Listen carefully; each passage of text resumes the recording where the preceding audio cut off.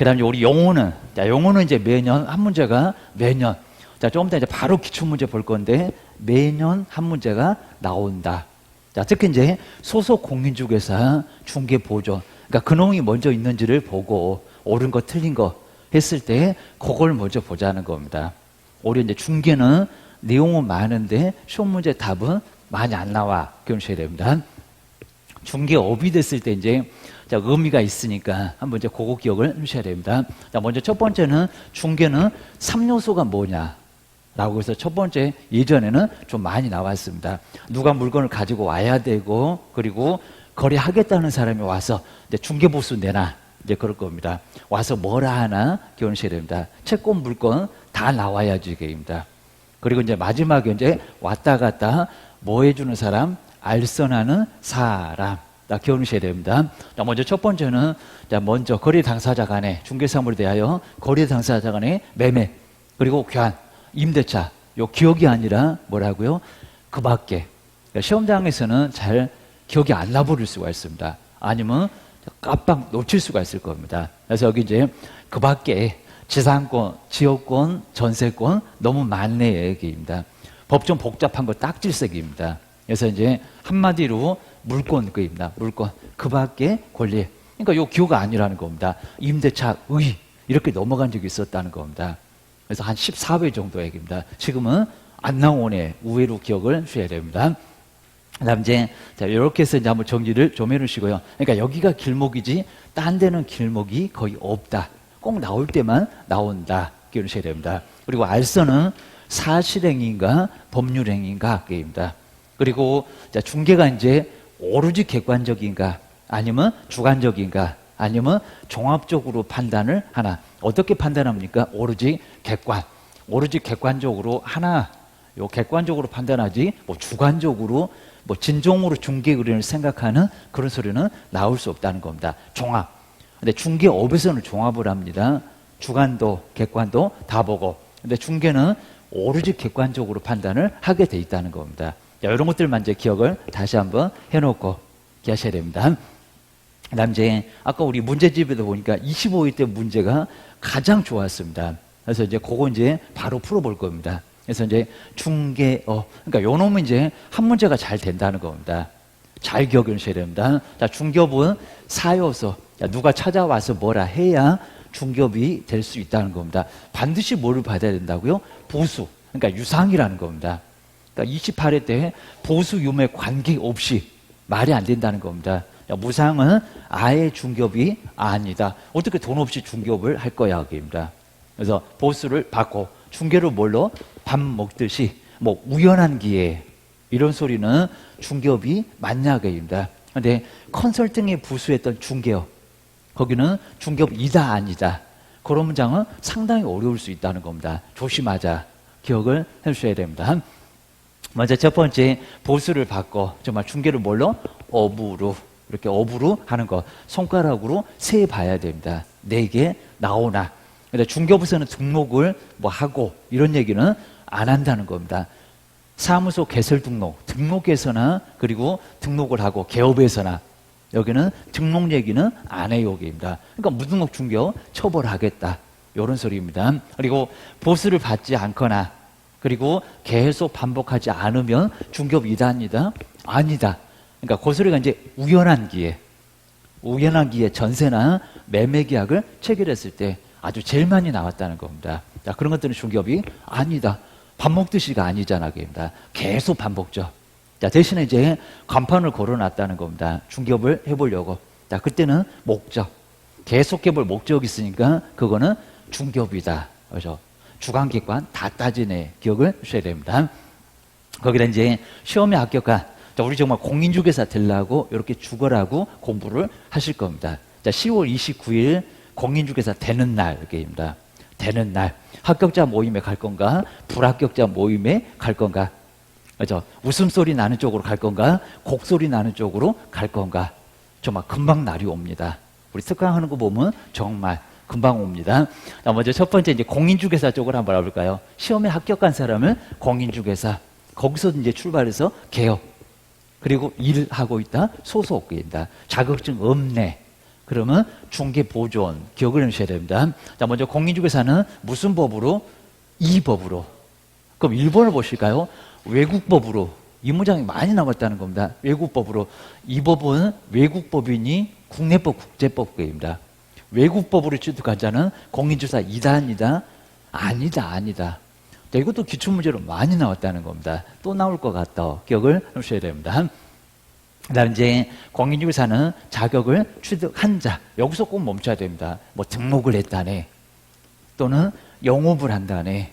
이런 소리는 말이 안 된다네. 입니다. 장롱 속에다가 자격증 메셔놨다네. 자, 그럼 2번처럼 정말 개업하신 분입니다. 사무소 갖고 계시는 소장님, 그리고 소속 일하시는 소속 공인중개사입니다. 업무정지, 자격정지 받는 거 받지 입니다. 자, 달라서 영업하는 자가 아니라는 겁니다. 맨날 무슨 영업한다, 사무소 개설 등록했다, 업무 수행한다, 보조한다, 공인중개사는 그런 사람이 아니다. 그거 기억을 하셔야 됩니다. 그 다음에 이제 4번에 우리 개업을 보실까요? 개업. 근데 자격 취득하여 누구 때문에 이제 요 기업번은 엉뚱한 소리 하는 얘기입니다. 누구?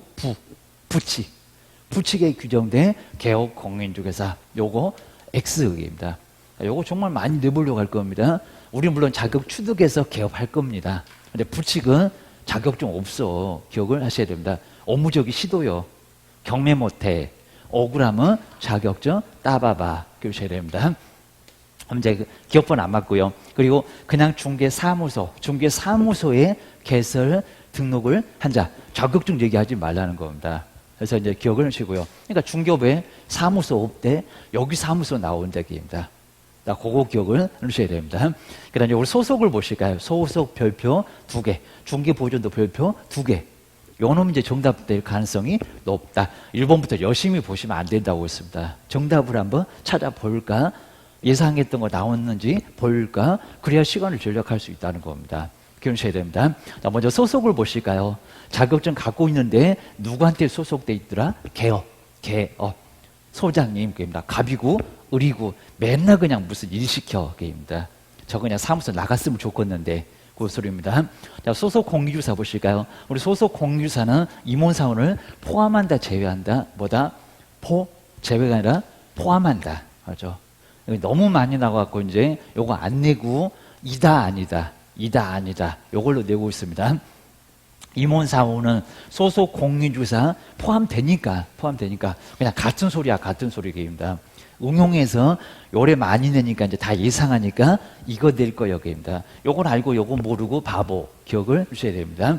임원사원은 소속 이다 포함이 돼 있으니까, 거기에 포함되어 있으니까 소속 이다.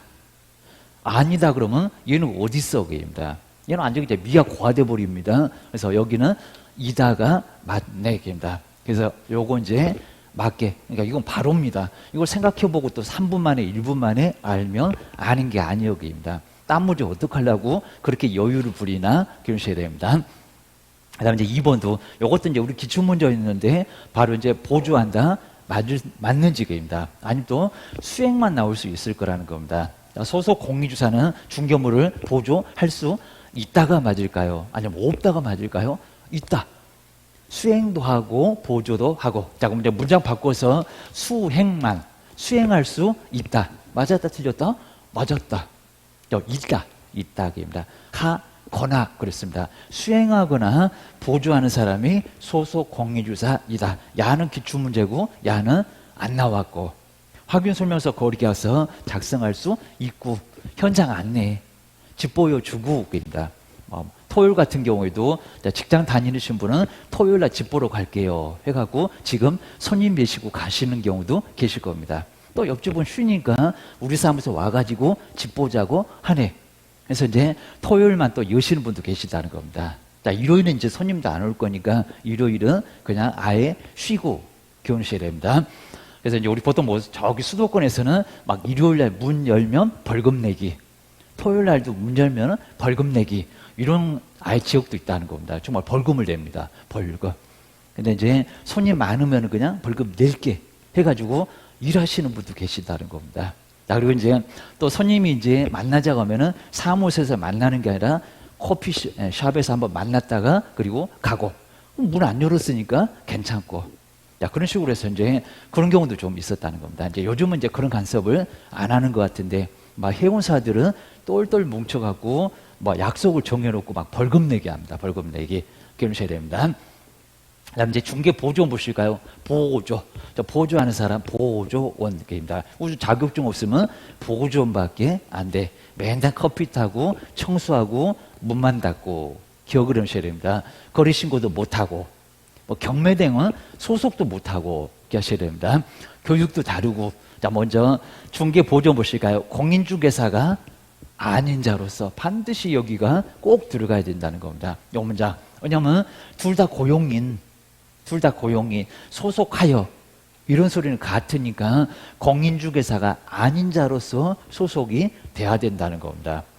소속하고도 완전 다르네. 기억하셔야 됩니다. 그리고 현장 안내 일반 소무가 맞을까요? 확인 설명서 수갑 채워놨는데 거리계약서 작성 3학년 3반가 정말 포상금 받습니다. 큰일 난다는 겁니다. 보수 안 주려고 이런 것들은 아예 동영상 찍어서 시청에다 보내버립니다. 그럼 경찰서에서 오라고 합니다. 정말 그렇습니다. 큰 문제가 된다는 겁니다. 뭐라고요? 현장 안내하고 일반 소무입니다. 네, 섞어서 나오면 헷갈린다는 겁니다. 시험문제가 그런 적이 있었다. 기억을 하셔야 됩니다. 이렇게 해서 이제 중개 보조원까지 받고, 그 다음 이제 요거 하나. 그래서 총칙에서는 바로 문제 볼 건데, 바로 여기 나온다는 겁니다.